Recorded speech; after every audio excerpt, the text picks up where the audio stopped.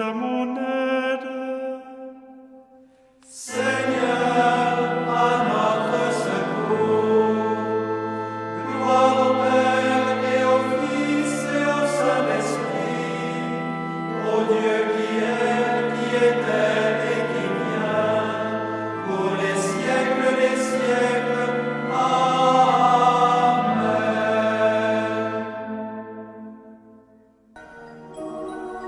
L'ange du Seigneur apporta l'annonce à Marie.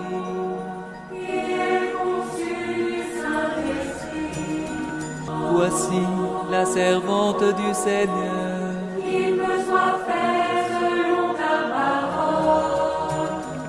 Et le Verbe s'est fait chair. Et il a habité parmi nous. Je vous salue, Marie, comblée de grâce. Le Seigneur est avec vous. Vous êtes bénie entre toutes les femmes. Et Jésus, votre enfant, est béni. Sainte Marie, Mère de Dieu, priez pour nous, pauvres pécheurs, maintenant et à l'heure de notre mort. Amen, Amen, Alléluia. Priez pour nous, Sainte Mère de Dieu. Afin que nous soyons rendus dignes des promesses du Christ. Prions. Que ta grâce, Seigneur notre Père, se répande dans nos cœurs. Par le message de l'ange, tu nous as fait connaître l'incarnation de ton Fils bien-aimé. Conduis-nous par sa passion et par sa croix, jusqu'à la gloire de la résurrection. Par Jésus, le Christ, notre Seigneur.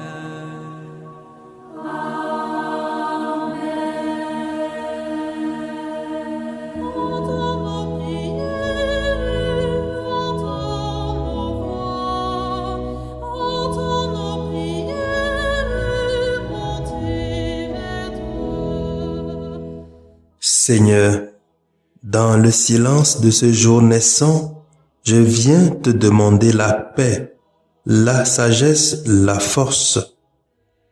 Je veux regarder aujourd'hui le monde avec des yeux tout remplis d'amour, être patient, compréhensif, doux et sage, voir au-delà des apparences tes enfants, comme tu les vois toi-même, et ainsi ne voir que le bien en chacun.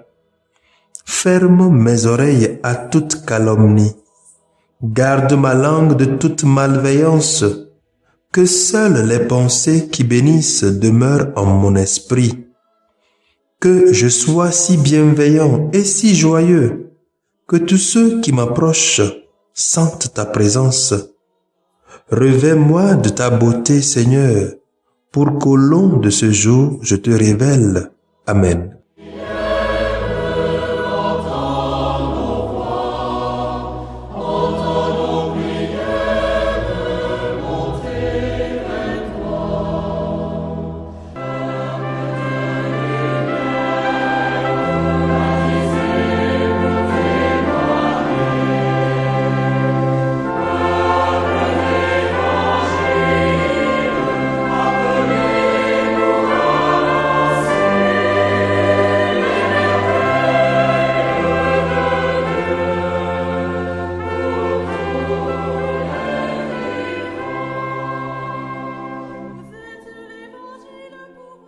Écoutons les textes de ce jeudi 8 juillet 2021, lu par Sœur Lucien Tandiateba, sœur de Notre-Dame des Apôtres, et du diacre Nestor Palachao de la Société des Missions Africaines.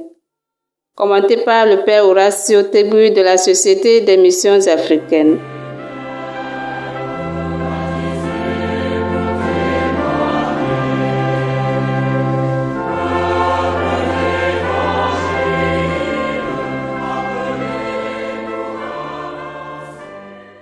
Étude du livre de la Genèse. Chapitre 44, versets 18 à 21, les versets 23b à 29. au chapitre 45, versets 1 à 5. En ces jours-là, Judas et ses frères, les fils de Jacob, avaient été ramenés devant Joseph. Judas s'approcha de lui et dit, « De grâce, mon Seigneur, permets que ton serviteur t'adresse une parole sans que la colère de mon Seigneur s'enflamme contre ton serviteur, car tu es aussi grand que Pharaon. » Mon Seigneur avait demandé à ses serviteurs, « Avez-vous encore votre père ou un autre frère? » Et nous avons répondu à mon Seigneur, « Nous avons encore notre vieux et un petit frère, l'enfant qu'il a eu dans sa vieillesse. Celui-ci avait un frère qui est mort. Il reste donc le seul enfant de sa mère et notre père l'aime. Alors tu as dit à tes serviteurs, « Amenez-le-moi. Je vais m'occuper de lui. » Si votre plus jeune frère ne revient pas avec vous, vous ne serez plus admis à ma présence. Donc, lorsque nous sommes retournés auprès de notre père, ton serviteur, nous lui avons rapporté les paroles de mon Seigneur. Et lorsque notre père a dit, « Repartez pour nous acheter un peu de nourriture », nous lui avons répondu, « Nous ne pourrons pas repartir si notre plus jeune frère n'est pas avec nous, car nous ne pourrons pas être admis en présence de cet homme si notre plus jeune frère n'est pas avec nous. » Alors notre père, ton serviteur, nous a dit, « Vous savez bien que ma femme Rachel ne m'a donné que 2 fils. Le premier a disparu. Sûrement une bête féroce l'aurait mis en pièces et je ne l'ai jamais revu. Si vous amenez encore celui-ci loin de moi et qu'il lui arrive malheur, vous ferez descendre misérablement mes cheveux blancs au séjour des morts. » Joseph ne peut se contenir devant tous les gens de sa suite et il s'écria, « Faites sortir tout le monde. » Quand il n'eut plus personne auprès de lui, il se fit reconnaître de ses frères. Il pleura si fort que les Égyptiens l'entendirent et même la maison de Pharaon. Il dit à ses frères, « Je suis Joseph. Est-ce que mon père vit encore? » Mais ses frères étaient incapables de lui répondre, tant qu'ils étaient bouleversés de se trouver en face de lui. Alors Joseph dit à ses frères, « Approchez-vous de moi. » Ils s'approchèrent et il leur dit, « Je suis Joseph, votre frère, que vous avez vendu pour qu'il soit amené en Égypte.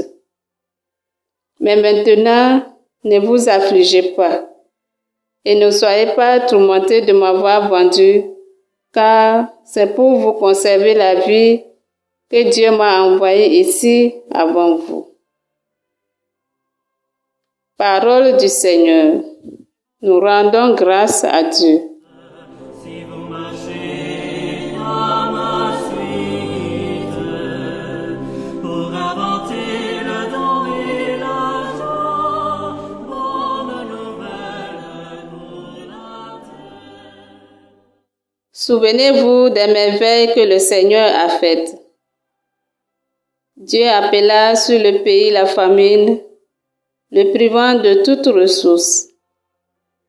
Mais devant eux, il a envoyé un homme, Joseph, qui fut vendu comme esclave. Souvenez-vous des merveilles que le Seigneur a faites. On lui met aux pieds les entraves, on lui passe des fers au cou. Il souffrait pour la parole du Seigneur jusqu'au jour où s'accomplit sa prédiction. Souvenez-vous des merveilles que le Seigneur a faites. Le roi ordonne qu'il soit relâché, le maître des peuples qu'il soit libéré. Il fait de lui le chef de sa maison, le maître de tous ses biens. Souvenez-vous des merveilles que le Seigneur a faites.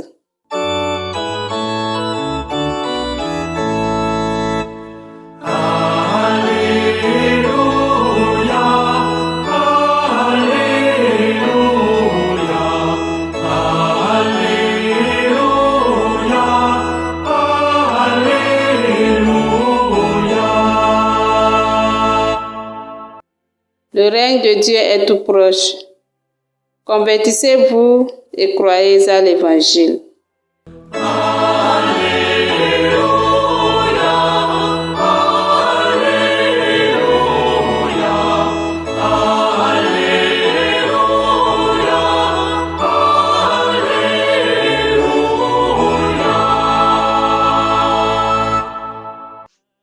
Le Seigneur soit avec vous et avec votre esprit.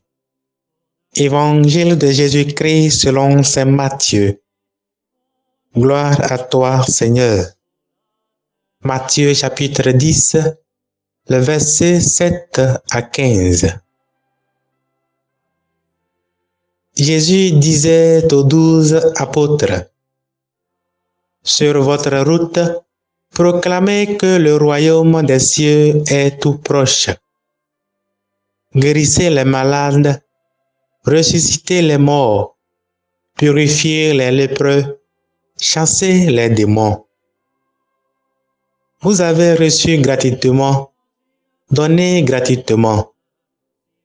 Ne vous procurez ni or ni argent, ni petite monnaie pour en garder sur vous, ni sac pour la route, ni tunique de rechange, ni sandales, ni bâton. Car le travailleur mérite sa nourriture. Dans chaque ville ou village où vous entrerez, informez-vous pour savoir qui est digne de vous accueillir et restez chez lui jusqu'à votre départ. En entrant dans la maison, saluez ceux qui l'habitent. Si cette maison en est digne, que votre paix vienne sur elle. Si elle n'en est pas digne, que votre paix retourne vers vous. Si l'on refuse de vous accueillir et d'écouter vos paroles, sortez de cette maison ou de cette ville en secouant la poussière de vos pieds. Amen, je vous le dis, le jour du jugement, Sodome et Gomorrhe seront traités moins sévèrement que cette ville. Acclamons la parole de Dieu. Louange à toi, Seigneur Jésus.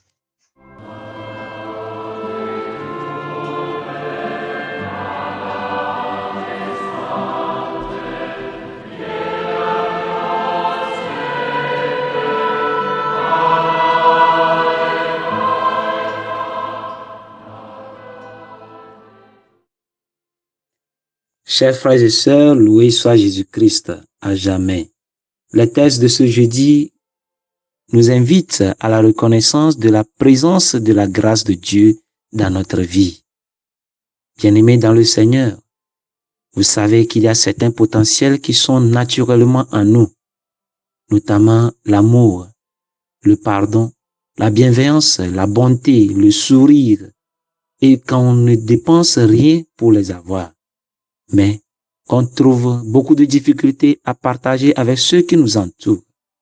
Et souvent, c'est parce qu'on les néglige et qu'on ne reconnaît pas qu'on les a reçus de Dieu pour qu'en retour, on puisse le mettre au service de nos frères et sœurs. Bien sûr, la reconnaissance aussi est une vertu que nous devons cultiver et cela nous pouvons l'apprendre de Joseph dans la première lecture. Après tout ce qu'il a subi venant de ses propres frères de sang, il leur dit, « Maintenant, ne vous affligez pas, ne soyez pas tourmentés de m'avoir vendu, car c'est pour vous conserver la vie que Dieu m'a envoyé ici avant vous. Nous voyons donc que Joseph ne les a pas condamnés. Plutôt, après les avoir pardonnés, il exprime sa reconnaissance à Dieu qui a permis que cela n'arrive. Et donc pour Joseph, c'est une grâce d'être en avance pour sauver ses frères. Mon frère, ma sœur, lorsque quelqu'un vous a fait passer des moments atroces dans votre vie, des difficultés, des misères inexprimables, et qu'à la fin, vous vous en êtes sorti victorieux, dites merci à Dieu et retournez vers ce dernier avec des caves d'eau dans vos mains pour lui dire merci. Ce serait pour lui une opportunité de se convertir.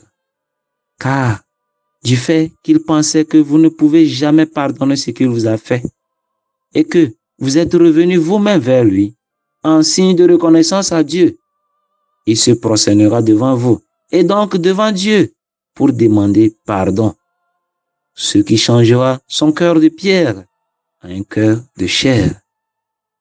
Dans l'évangile, Jésus donne des consignes à ses disciples pour sa mission.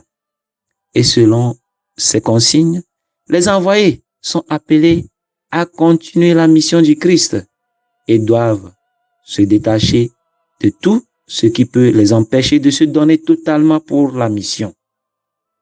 Ils ne doivent compter que sur la providence divine, car tout ce qu'ils ont vient de Dieu et tout ce qu'ils auront besoin pour cette mission viendra toujours de Dieu, même si c'est à travers les hommes.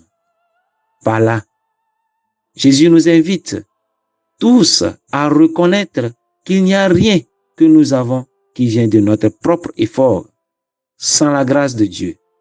Si on le reconnaît, il sera plus facile pour nous de les mettre au service de nos frères et sœurs et donc au service de Dieu. Quelqu'un me dira, en tout cas, est-ce que tu sais comment je me suis battu pour avoir tout ce que j'ai aujourd'hui? Et moi, je lui poserai seulement 2 questions. Est-ce que tu t'es battu pour avoir le souffle de vie? Est-ce que tu t'es battu pour être sur tes 2 pieds ce matin? Mes frères et sœurs, soyons humbles et retournons vers Dieu qui est l'auteur de notre vie et que nous mettions nos maisons comme des maisons d'accueil, que nous transformions nos maisons comme des maisons de charité, des maisons de paix, et que tout ce que nous avons, nos dons, nos talents, nos forces, nos moyens, nous puissions les mettre au service de Dieu. Mais cela ne sera possible que si, effectivement, nous reconnaissons que tout ce que nous avons vient de Dieu. Que Dieu nous bénisse et qu'il nous donne la grâce de reconnaître que tout ce que nous avons vient de lui. Par Jésus, le Christ, notre Seigneur, notre Dieu, qui vit et règne maintenant et pour les siècles des siècles. Amen.